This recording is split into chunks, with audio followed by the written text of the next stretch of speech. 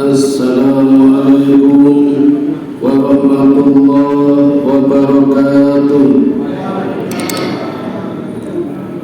Sayyidatus Sa'adah Zumala'il A'izzah Qubailal Bidayah Hayya bina nahmaduhu wa nasta'inuhu subhanahu wa ta'ala hamdan bila ghayah wa madhan bila nihayah.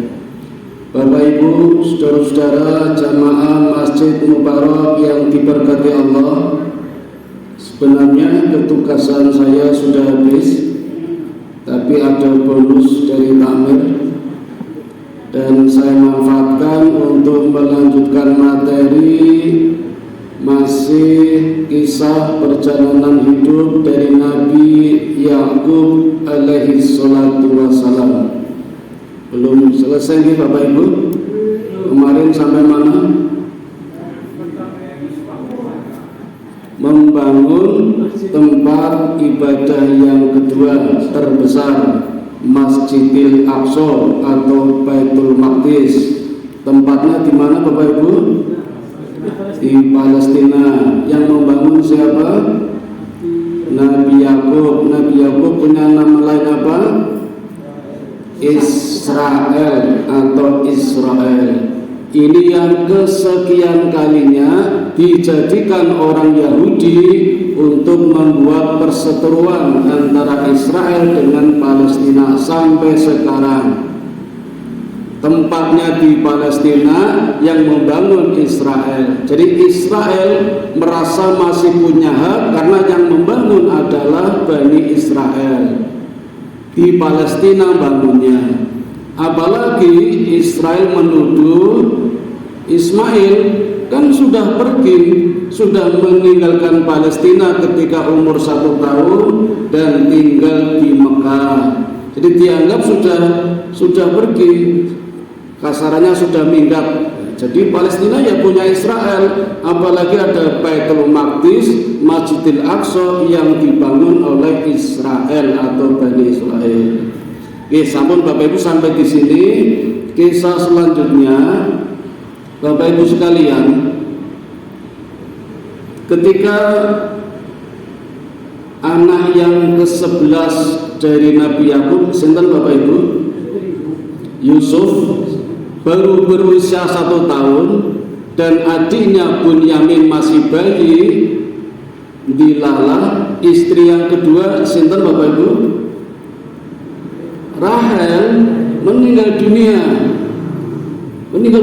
Jadi sangat memilukan sekali ya, anaknya banyak, anak yang paling dicintainya meninggal juga, yang meninggal ibunya. Jadi pukulan terberat juga bagi Nabi Yakub. Bagaimana cara mendidik anak yang begitu banyak dengan istri 4 dan yang kedua istri yang paling dicintainya meninggal. Maka sangat wajar bila kasih sayang Yakub terfokus pada Yusuf karena baru usia 1 tahun, apalagi Bunyamin masih bayi. Tetapi perlakuan cara mendidik Yakub membuat anak-anak yang lain cemburu dan iri, padahal sudah besar-besar. Anaknya Laya, istri pertama kan sudah besar-besar. Walaupun mungkin kalau sekolah ada yang masih SD, SMP, SMA, ada juga yang mahasiswa udah dewasa, ada yang sudah berumah tangga juga. Karena caranya memang jauh. Tapi mereka tidak mau tahu. Tahunya Yakub salah dalam mendidik anak, katanya pilih kasih. Padahal kan wajar, sudah nggak ada ibunya. Sehingga Yakub berfungsi ganda sebagai seorang ayah dan juga sebagai seorang ibu. Ketika Yakub bepergian, yang mendidik tiada lain adalah ibu tirinya. Ibu tirinya 3, coba bayangkan Bapak Ibu, Laya, Bilha, dan Zulfa.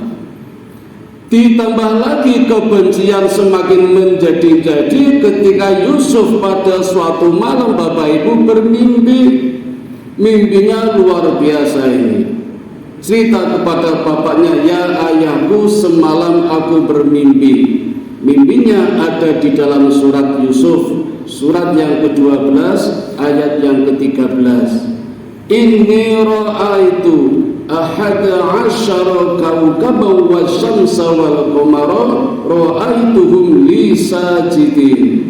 Semalam aku bermimpi ya ayah, aku melihat 11 bintang, matahari dan rembulan sujud kepadaku.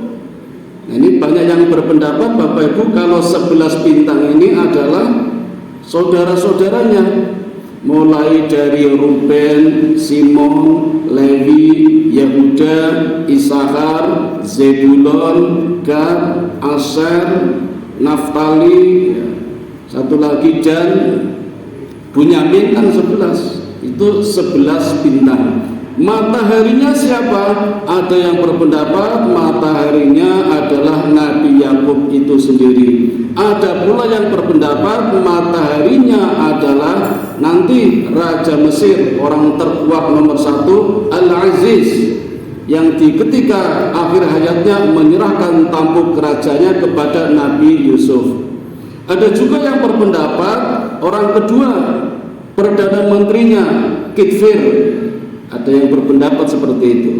11 bintang dan matahari, ya. Mataharinya tadi itu, kemudian bulannya siapa? Ada yang berpendapat anak putrinya yang bernama Dina. Ada juga yang berpendapat Ribka, ibunya Yakub sendiri yang merancang perpindahan doa. Jadi doa saja bisa dipindah, disiasati. Nah, nanti tunduk juga. Ada juga yang berpendapat Zuleha, istri dari Perdana Menteri Mesir Kitfir, itu nanti juga tunduk kepada Nabi Yusuf. Jadi banyak tafsiran. Nah, cerita ini disampaikan kepada bapaknya pun berpesan, Yusuf jangan kau ceritakan kepada saudara-saudaramu, tapi namanya anak kecil ya diceritakan, tambah benci lagi saudara-saudaranya. Maka semuanya punya rencana bagaimana cara melenyapkan Yusuf agar kasih sayang bapaknya juga merata, tidak cuma pada Yusuf sama Bunyamin. Maka seringkali 10 orang ini Bunyamin tidak diajak karena dianggap adiknya Yusuf, adik kandung ya, yang diajak yang 10 ini rapat-rapat sendiri. Berbagai cara diusulkan. Ada yang usul kita bunuh langsung saja dengan ditusuk pakai pedang atau pisau. Ada juga kita bunuh secara tidak langsung, dibuang kemana atau disakiti, lama-lama juga meninggal ya. Dan tokoh rencana yang paling jahat ini tiada lain adalah anak yang nomor 4 yang bernama Yehuza atau Yahuda. Maka sampai sekarang dikenal sebagai tokoh utama Yahudi. Nama aslinya Yahuda. Setiap mereka bermasalah, Yusuf itu sebenarnya dengar, tahu kalau mau dibunuh, mau dibuang, tahu semuanya itu. Cuma anak kecil ya diam saja, cuma kadang lapor kepada bapaknya. Jadi bapaknya tahu juga itu. Akhirnya pada suatu hari disepakati bagaimana cara melenyapkan Yusuf dengan cara membuangnya ke sumur. Dengan berpura-pura minta izin kepada bapaknya supaya boleh diajak bermain-main. Bapaknya sudah curiga, tapi karena dengan gaya memelas ya, acting ya, orang Yahudi ya ciri-cirinya pinter acting ini, pura-pura ini. Akhirnya Yakub melepaskan juga Yusuf, diajak bermain-main, diajak ke tanah lapang di satu daerah yang sangat luas, padang sabana. Ya awalnya memang main-main betul, kejar-kejaran ya, tapi lama-lama mulai nakal. Di sliding, kakinya diserimpung, jatuh, tangannya dipegang, diikat, meronta-ronta Yusuf itu. Yang namanya anak kecil, dikeroyok 10 kan meronta-ronta itu. Ya naluri anak, naluri adik. Ketika itu berusia 10 tahun. Bapaknya gede-gede, ada yang mahasiswa, ada yang remaja, ya kalah tenaganya. Diikat sampai akhirnya diturunkan, kalau bahasa kasarnya dibuang ke dalam sumur. Sumurnya sangat dalam, saking dalamnya dari atas saja tidak kelihatan dasarnya. Diturunkan di dalam sumur. Bapak Ibu, ketika Yusuf diturunkan ke dalam sumur, Jibril masuk menemani Yusuf. Kata Yusuf, Malaikat Jibril sempat mengenalkan diri sehingga Yusuf tidak takut lagi, serasa ditemani. Ada apa? Kenapa saya harus diturunkan ke dalam sumur? Kata Jibril, sebagai calon pemimpin harus merasakan bagaimana ditanam di tempat yang serendah-rendahnya, karena nanti namanya akan menjulang tinggi setinggi bintang-bintang di langit, kata malaikat, sehingga menenangkan hati Yusuf. Tapi namanya kecil yang meronta-ronta. Berapa lama aku ditempatkan di dalam sumur ini? Kata Jibril, 3 hari. Kenapa harus 3 hari? Sabar, bisa saja aku keluarkan kamu dari sini, tapi kakak-kakakmu masih ada di luar. Karena mereka tidak langsung pulang. Kalau pulang langsung konangan. Mereka masih punya rencana bagaimana kalau nanti pulang ketemu bapaknya ditanya Yusuf mana. Jadi mencari siasat juga, mencari serigala, dibelah, darahnya dilumurkan di bajunya, nah sampai di rumah dikasihkan bapaknya. Yakub sebenarnya sudah curiga karena darah serigala dengan darah manusia kan berbeda itu. Sehingga Yahuda dan teman-temannya juga punya siasat, memang ada. Ini darah serigala lebih banyak. Anggapannya darahnya Yusuf terlalu sedikit dan kalah dengan banyaknya darah serigala. Jadi baunya menang baunya darah serigala. Nah, sehingga Yakub ya udahlah. Tapi tentunya menangis ini. Dan Yakub sebagai penguasa kota itu tentu saja mengerahkan semua penduduk menyisir dari desa ke kota, dari kota ke desa mencari Yusuf. Semua daerah sudah terjangkau, tinggal satu yang belum didatangi, sumur tua, disebut sumur air payo. Sehingga penduduk mengarah ke satu lokasi sumur itu, tinggal itu yang belum didatangi. Nah, ketika penduduk hendak mendatangi sumur, 10 saudaranya tahu, lihat, wah ini konangan ini kalau tahu ini. Maka 10 saudara ini berteriak, saya sudah dari sumur, Yusuf tidak ada, percuma kalau ke sana. Akhirnya nggak jadi. Nah, ini siasat Yahudi seperti ini, pembohong juga itu, tahu-tahu yang tahu persis yang membunuh, ya bahasanya membunuh ya, bahasanya membunuh, tapi mencoba menyelamatkan diri. Akhirnya pulang semua penduduk. Dan 10 saudara ini sempat menengok kembali ke dalam sumur, walaupun tidak bisa melihat Yusuf karena gelap sekali, tapi bisa berkomunikasi. Kalau ternyata Yusuf masih ada di dalam, bahkan berbincang-bincang dengan siapa. Ini yang membuat 10 saudaranya penasaran, berbincang-bincang dengan siapa ini. Nah, akhirnya pulang saudara ini, 10 ini, dan menyiapkan bekal. Jadi agak kasihan juga menceburkan Yusuf ke dalam sumur, takut kalau kelaparan kembali lagi dengan membawa bekal. Yakub curiga, walaupun tidak bisa melihat, tapi terasa ada urusan apa ini. Nah, ternyata 10 saudara ini juga kembali lagi ke sumur dan melemparkan dari atas makanan yang sudah dibuntel untuk makanan Yusuf ya. Karena sudah hari kedua ini mereka terjadi bincang-bincang. Penduduk curiga lagi, ada apa ini kok 10 saudaranya datang ke sana lagi. Penduduk ke sana lagi, nengok lagi, disuruh Yakub juga. Tetapi sampai di sana Bapak Ibu, malaikat Jibril menghembuskan angin udaranya kepada Yusuf sampai Yusuf tertidur pulas. Sehingga suara-suara teriakan kakaknya nggak kelihatan, saudaranya nggak kelihatan, termasuk penduduk yang mencarinya pun tidak terdengar karena tertidur pulas ya. Jadi sebenarnya kalau Allah mau ketemu Yusuf itu, tapi ternyata Allah nggak mau. Allah punya rencana lain. Allah punya rencana lain. 10 saudaranya kembali, penduduk juga kembali, Yusuf tidak ditemukan, dan akhirnya Yakub menangis sejadi-jadinya dan dikisahkan dalam riwayat sampai matanya buta. Kalau kemarin butanya Yakub karena berkelahi dengan malaikat, kejatuhan malaikat kena tulang ekornya buta. Kalau ini karena menangis sampai kehabisan air mata sampai buta. Hari ketiga Bapak Ibu, baru malaikat Jibril hendak meninggalkan Yusuf dan berpesan, nanti kalau ada saudagar, pedagang, kabilah datang ke sini menimba air, kamu segera naik ke timba dan tarik talinya. Ternyata betul. Hari ketiga datanglah kabilah dari sebuah suku menimba air. Yusuf masuk ke dalam timba, talinya ditarik, maka kabilah mulai menarik, terasa berat. 10 tahun beratnya berapa itu? Beratnya.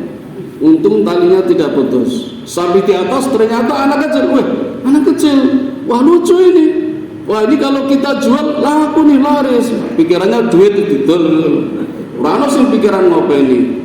Sampai di Mesir Bapak Ibu, coba dari Palestina sampai Mesir, sampai di sana dijual di pasar boten payu Bapak Ibu, nggak laku, nggak ada yang mau.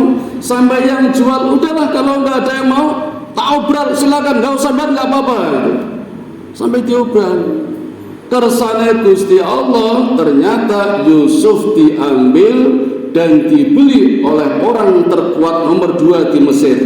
Perdana menterinya namanya Kitfir bersama istrinya bernama Zulaikha.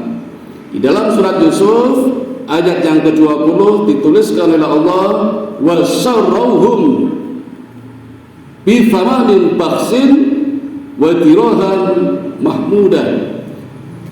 Hanya dihargai beberapa dirham saja. Dirham itu perak. Kalau emas saja masih mending 1 gram 500.000. Yang 20 karat, yang 24 karat 800.000. Yang paling murah ada yang karaten. Ini perak 1 gram cuma 30.000.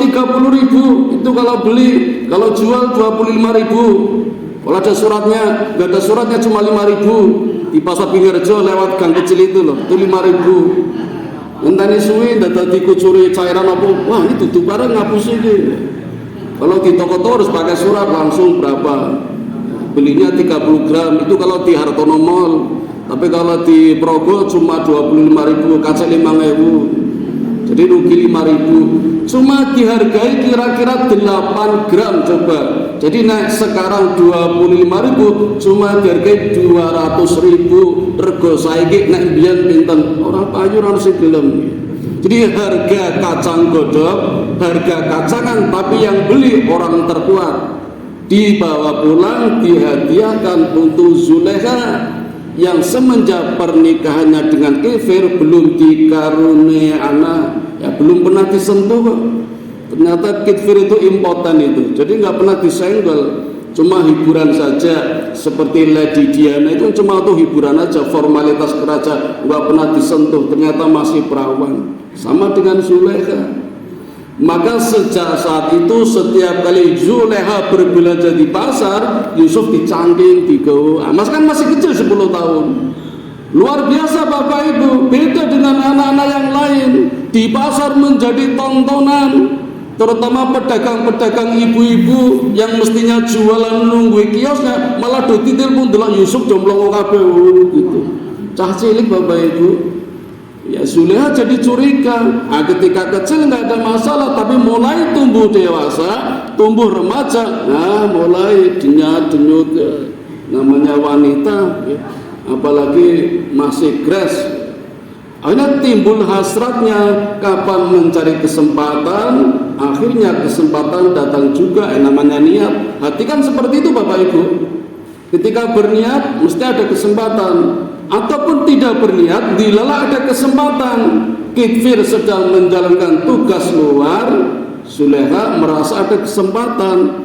Cobalah dengan berpose yang menarik, pakaian yang tipis tembus pandang. Gak usah bayangkan Pak, saya cuma cerita aja ini. Di film kan juga sulit ini. Zulaikha panggil Yusuf, ta'ala, kemari. Ada apa Tuan Putri? Pokoknya kemari. Ya ada apa? Ya kayak orang-orang. Ngapain sih? Pura-pura nggak tahu. Kata Zulaikha. Yusuf curiga, nggak mau. Dikejar. Yusuf pun lari, kejar lagi, jadi lari-larian, muteri tempat tidur itu loh. Bisa bayangkan aja kejadian seperti apa itu.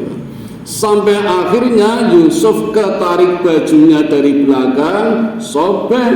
Begitu sobek, pintu terbuka, ternyata Kitfir datang. Nah ini Zulaikha acting lagi ini.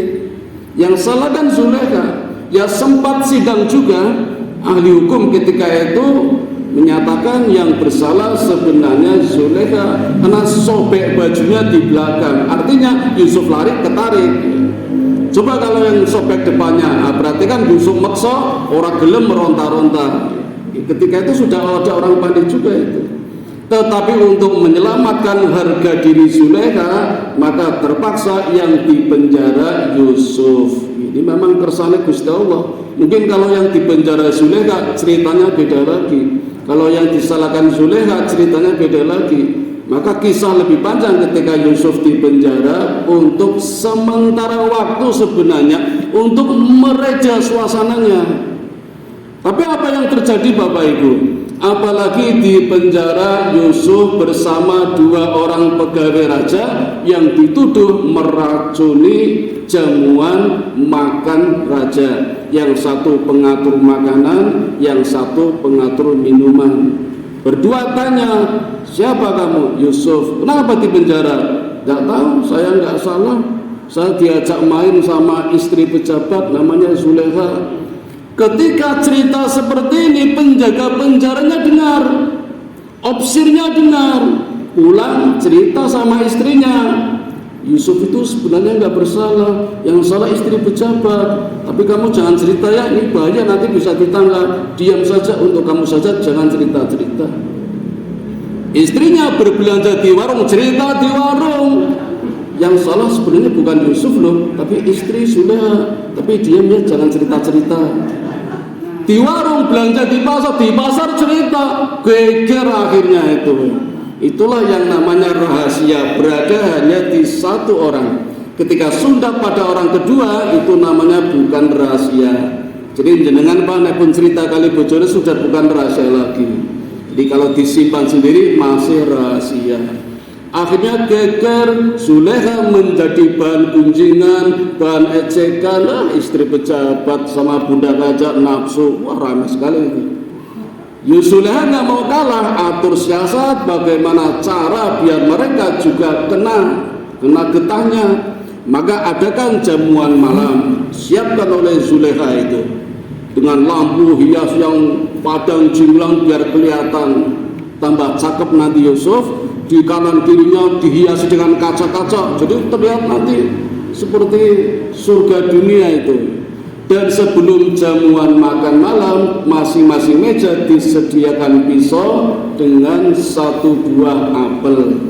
Ketika semuanya siap, mulai mengupas apelnya, Yusuf didorong oleh Zulekha. Keluar Yusuf.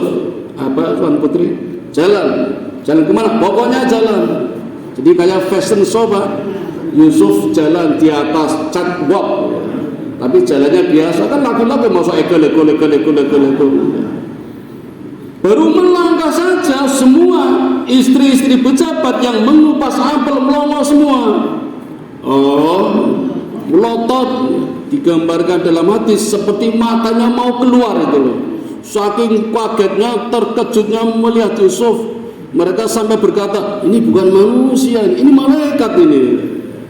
Sampai tidak terasa, ada yang memotong jarinya, ada yang mengupas jarinya. Semuanya merasakan.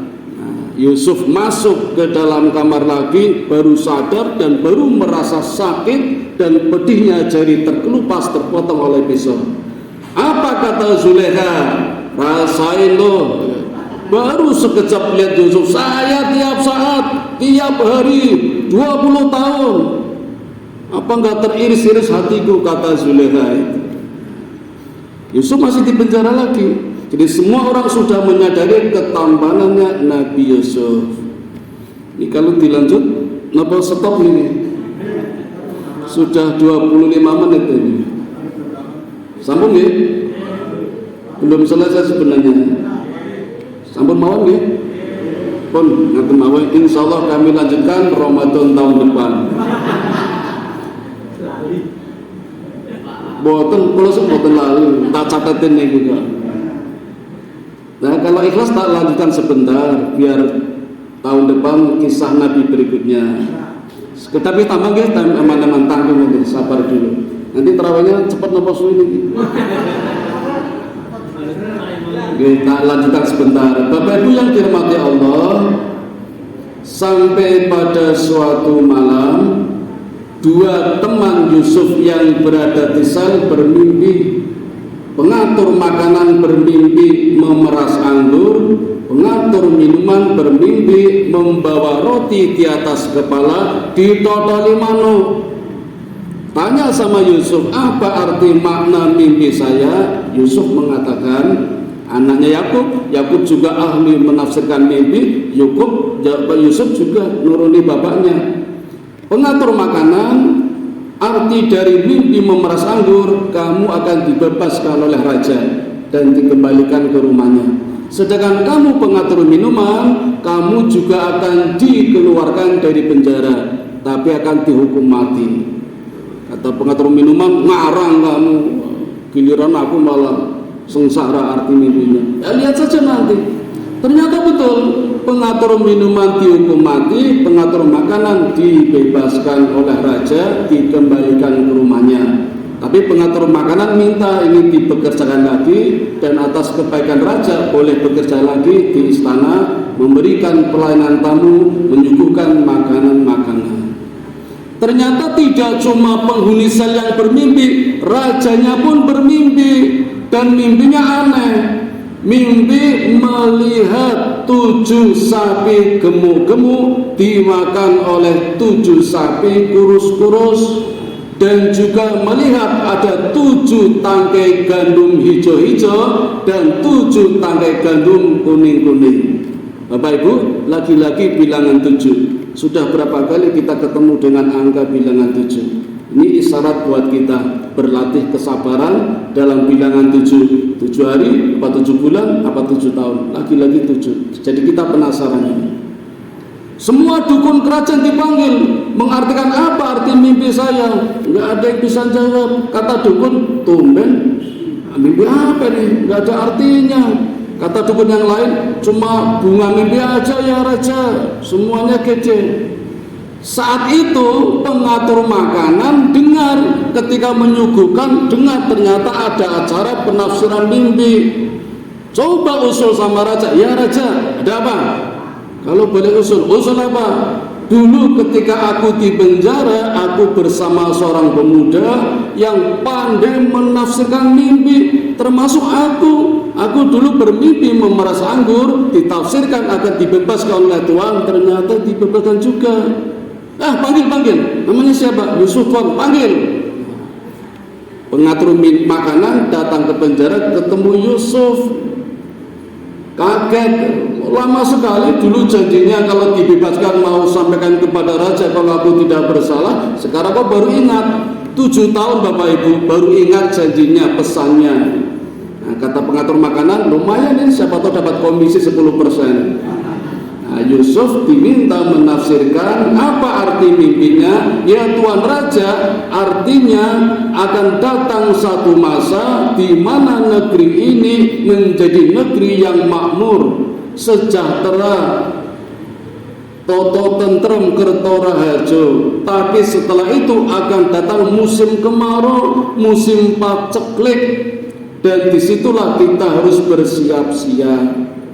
Apalagi digambarkan dengan 7 tangkai gandum hijau-hijau menandakan kesuburan, dan 7 tangkai gandum kuning-kuning menandakan akan datang masa kekeringan. Terus caranya gimana Yusuf? Ya caranya kita bikin lumbung-lumbung, stok, jangan pakai aji mumpung panen terus hura-hura buat foya-foya, jangan simpan dulu karena nanti akan datang musim kemarau. Oh begitu. Gimana Yusuf kalau saya tawarkan aja, kamu jadi menteri urusan pangan? Kata Yusuf, apa enggak terlalu cepat ya Tuan Raja? Tidak, ini menteri saya tidak bisa, kamu saja yang ngurusi. Luar biasa Bapak Ibu. Tidak hanya Yusuf dibebaskan dari penjara, langsung diberikan jabatan menjadi menteri urusan pangan. Walhasil setelah 14 tahun lamanya, 14 tahun 7 tahun subur, 7 tahun kering, bahaya kelaparan dapat diatasi, dan berita ini tersebar luas sampai ke negara-negara lain termasuk Palestina tempat Yakub tinggal. Tetap nggak bisa Bapak Ibu, waktunya habis ini. Sampun ya, terima kasih. Daripada saya merasa dikejar-kejar ya. Jadi saya tidak janji, insya Allah mudah-mudahan tahun depan masih ketemu lagi, akan saya lanjutkan kisah perjalanan dakwah para nabi dan rasul. Jadi sampai hari ini sudah berapa nabi Bapak Ibu? Hud, Soleh, Ibrahim, Lot, Ismail, Ishak, Yakub, Yusuf. 8 ya? Berarti masih kurang 17 nabi. Insya Allah tahun depan mudah-mudahan bisa ketemu lagi. Demikian yang dapat kami sampaikan. Mohon maaf kalau banyak kesalahan dan kekurangannya. Barangkali nanti di Idul Fitri saya tidak bisa ketemu dengan Bapak sekalian, izinkan malam ini saya mengucapkan taqabbalallahu minna wa minkum wa taqabbal ya karim minal aidin wal faizin wal maqbulin wal fathudin. Mohon maaf lahir batin, mudah-mudahan Allah menerima segala amalan Ramadan kita dan kita dipertemukan kembali bulan Ramadan tahun depan. Amin ya rabbal alamin. Mari kita tutup dengan doa kifaratul majelis. Subhanakallahumma wa bihamdika asyhadu an la ilaha illa anta astaghfiruka wa atubu ilaik. Assalamualaikum warahmatullahi wabarakatuh.